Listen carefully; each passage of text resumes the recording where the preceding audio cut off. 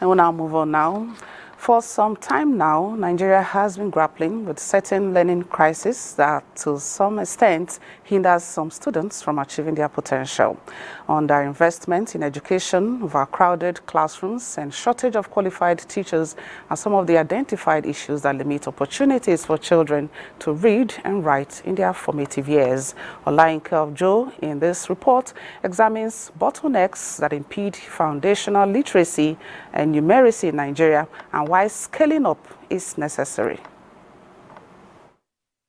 Going by United Nations Children Education Fund, UNICEF statistics, 3 out of 4 children in basic education in Nigeria cannot read with meaning or solve simple mathematics problems. Failure to learn begins to alienate children from the curriculum and their peers.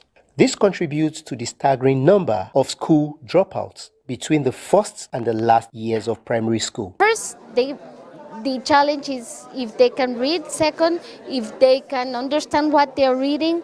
And third, of course, is basic numeracy. This will lead to worse health outcomes, greater youth unemployment, and deeper levels of poverty. Look at those things that can work. To address some of the challenges, these stakeholders in the education sector will, for the next 2 days, address topical issues on what works in foundational learning, its core components, scaling up, financing, the role of partnership, as well as what it means to teachers, students, and parents. So if we are able to get children into pre-primary on time, we will see an improvement in the foundational literacy and numeracy levels. When children are learning at school, attendance goes up and contributed to a reduction in early marriage.